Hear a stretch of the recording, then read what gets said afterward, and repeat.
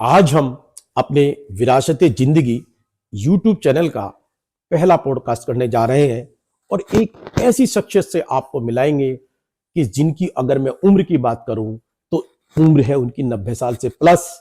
पूर्व में अध्यापक रहे हैं और बहुत ही सामाजिक रूप से इस उम्र में भी सक्रिय हैं।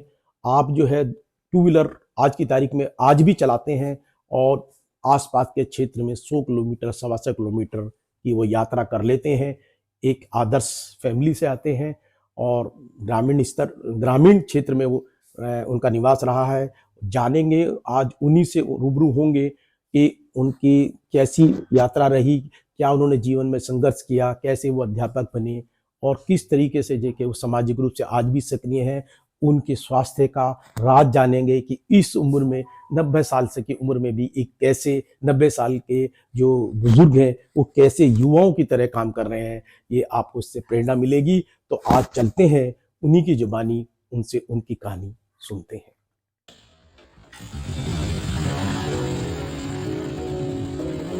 चलो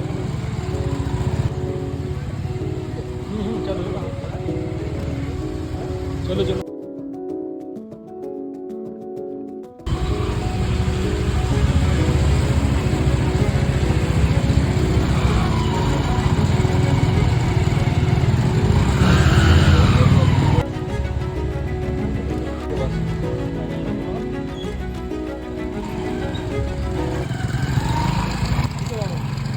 आप जो है मास्टर बीरबल सिंह जो एक किसान परिवार से आते हैं, बहुत ही प्रतिष्ठित परिवार से आते हैं, साथ के साथ आप अध्यापक रहे हैं। आपका हमारे विरासत जिंदगी चैनल पर हार्दिक स्वागत है। देखिए, मैं आपके स्टूडियो में आया हूँ। मेरा नाम बीरबल सिंह है, गांव रजपुरा है और मैं अध्यापक लाइन से सेवानिवृत्त हुआ हूँ। मेरी सर्विस 35 साल की सर्विस हुई है। अपने क्षेत्र में, अपने स्कूल में मैं अपने जो तुम्हारे सांस्कृतिक कार्यक्रम, खेल कूद, उनमें सब में शरीक रहा हूँ। मैंने वॉलीबॉल और कबड्डी खेलने का बड़ा शौक था। लखनऊ तो कबड्डी खेलने गए हम लोग जी टीम के साथ में। और उसके बाद में सेवानिवृत्ति के बाद में मुझे एक शौक है समाज की सेवा करने का। जी जी। उसमें मैं रहा हूँ। लोगों की बहुत चिलम भरी है। अच्छा, बहुत सेवा करी है। अच्छा। और क्षेत्र में काफी मुझे लोग बाग सम्मान देते हैं। मैं उनका शुक्रिया अदा करता हूँ। बहुत अच्छा। आप कहाँ पे अपने सर्विस के दौरान कहाँ रहे, आप कहाँ की पोस्टिंग रही थोड़ा? देखिए, मैं 26 फरवरी 1964 को मेरा प्राथमिक विद्यालय मुजफ्फरनगर सैनी मेरठ में है, इसमें अपॉइंटमेंट हुआ था। जी जी। उसके बाद में मैं 13-14 साल वहाँ रहा। जी जी जी। फिर मैंने खुद ही चिकड़ा गांव में हमारे रजपुरा ब्लॉक में ही जी जी उसमें ट्रांसफर करा लिया था। अच्छा अच्छा अच्छा। वहाँ से फिर मेरा प्रमोशन होकर जूनियर हाई स्कूल इंचोली लड़कों का स्कूल था, उसमें चला गया था। बहुत अच्छा। 1 साल छिलोर रहा। अच्छा अच्छा। और हमारे पास में 1 किलोमीटर दूर पर जी जी। भूटपुर है, यहाँ के नया विद्यालय खुला था उसी टाइम पे। जी जी जी। मेरे उसमें ही देख रेख में उसकी बिल्डिंग बनी। अच्छा अच्छा। और मैं यहाँ से ही सन 1998 में रिटायर हुआ। अच्छा, 1998 में? जी हाँ। यानी कि आज आपको 27 साल करीब हो गए हैं। 27 साल 28 साल होने को हो रहे हैं। 27 नहीं, 28 जनवरी 4 को अच्छा 28 साल हो जाएंगे। तो कैसा आपका सेवानिवृत्त वाला जो जीवन चल रहा है, किस तरीके का जीवन है आपका, कैसा अनुभव करते हैं आप? देखिए, जीवन का ये है कि आदमी किसी भी काम में व्यस्त रहता है तो उसका शरीर भी, मानसिक संतुलन भी सब ठीक रहता है और उसका एक नियत वो बना रहता है कार्यक्रम डेली का। सुबह उठना, नहाना, घूमना और उस टाइम पे जाना। मैं कभी विद्यालय में लेट नहीं हुआ, अनुपस्थित नहीं हुआ। अच्छा। अपनी यूनियन का मैं अध्यक्ष भी रहा हूँ, जिले का भी रहा हूँ। लेकिन अधिकारियों से जब वाद विवाद भी होता था अपने मांगने के लिए, लेकिन मैं कभी फ्लैटरिंग नहीं करी किसी की। लेकिन उन लोगों ने मुझे हरसमेंट करने के लिए कई बार कोशिश करी कि मैंने अनुपस्थित पकड़ लूं। कई बार मेरे विद्यालय में गए, लेकिन मैं उन्हें वहीं मौजूद मिला। मैंने उन्हें कभी कोई ऐसा वो नहीं दिया। और अब भी मैं समाज से जुड़ा हुआ हूँ।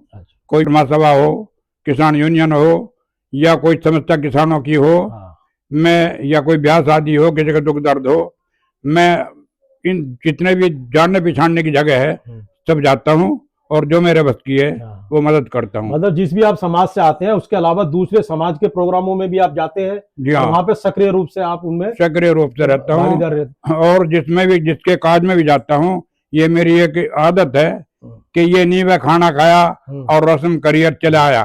जी जी मैं उसका पूरा कार्य करने होने के बाद में अगर शादी है तो लड़की विदाई होकर जब वापस जाऊंगा, जी जी किसी के भगवान ने अगर आरती है जी। तो उसमें पगड़ी रस्म करवा करने के बाद में अच्छा, जब ये आऊंगा, पूरा काम मैं बीच में नहीं आया करता किसी के कार्य बहुत करने। अच्छा। अभी जैसे आपने रस्म पगड़ी की बात करी, अच्छा, तो हाँ। वो मैं एक बार चाहूंगा कि आप दर्शकों को बताएं कि हमारे पश्चिमी उत्तर प्रदेश में पगड़ी जो है, जब कोई गुजर जाता है परिवार का मुखिया, तो उससे जो ज्येष्ठ पुत्र होता है उसको पगड़ी पहनाई जाती है। उस पगड़ी पहनाने के पीछे क्या कारण है और उसका क्या महत्व है, वो थोड़ा सा आप उस पर प्रकाश डालिए। ठीक है, देखिए ये पगड़ी भगवान ना करे ये किसी की मृत्यु के बाद में ही समाज में उसके वरिष्ठ लड़के के लिए जो ज्येष्ठ लड़का होता है जी उस परंपरा के अनुसार उन्हें दी जाती है। जी वो इसलिए दी जाती है कि कोई भी पद हो, चाहे वो राजनीतिक हो या सामाजिक हो या पारिवारिक हो, अगर कोई पद खाली होता है तो उसके स्थान पर चाहे अस्थायी से ही पूर्ण उसकी नियुक्ति की जाती है।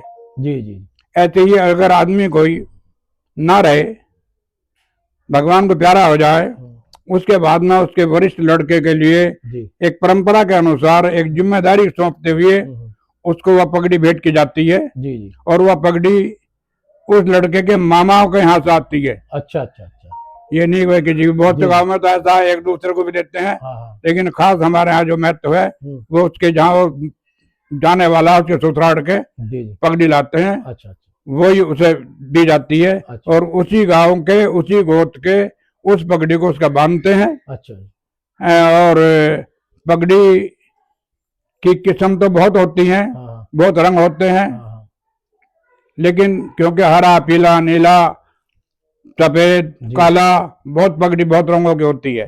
लेकिन हमारे बुजुर्गों ने अपने तजुर्बों से और अपने अनुभव से ये करके एक सफेद रंग चुना है। अच्छा इसलिए चुना है क्योंकि और जितनी रंग बिरंगी पगड़ियां होती है जी जी उनमें भगवान ना करे अगर कोई दाग लग जाए जी। वो दिखाई नहीं देता। अच्छा अच्छा, इसका कारण है, ये कारण है, ये सफेद कारण है, सफेद पगड़ी इसलिए दी है कि इसमें अच्छा। दाग लग जाएगा, अच्छा वो छूटने का नहीं है। अच्छा अच्छा। मैंने क्योंकि ये दो तीन चीज ऐसी जी हैं, जी एक तो चाय हम्म, और एक चरित्र, जी। जब ये गिर जाते हैं तो इनका दाग फिर छूटता नहीं है। अच्छा अच्छा, बहुत बहुत अच्छी तो बात इसलिए है। उसे देखने के लिए हाँ हाँ। कोई दाग ना लग जाए, अच्छा। उसकी रक्षा करने के लिए सफेद रंग दिया जाता है, वो उसकी वो जी। करता है। अच्छा जी, मैंने ये भी देखा है कि जब वहां पे इस तरीके की रस्म होती है तो बहुत लोग उस पगड़ी को घुमाते हैं हाँ। और उस पर मतलब पगड़ी के कपड़े पे हाथ लगाते हैं, उसका क्या वो है?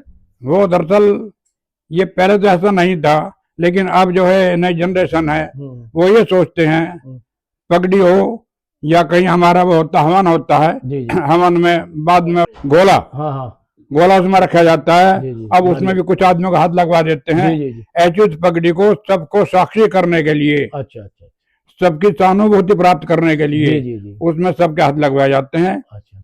और वो उस पर पगड़ी नहीं, हाँ मैं तो उसे कह करता हूँ कि ये एक जिम्मेदारियों से बना हुआ कपड़ा है। जी जी जी जी। ये एक जिम्मेदारियों की गठिया है जी जी। जिसको बांधी जाती है।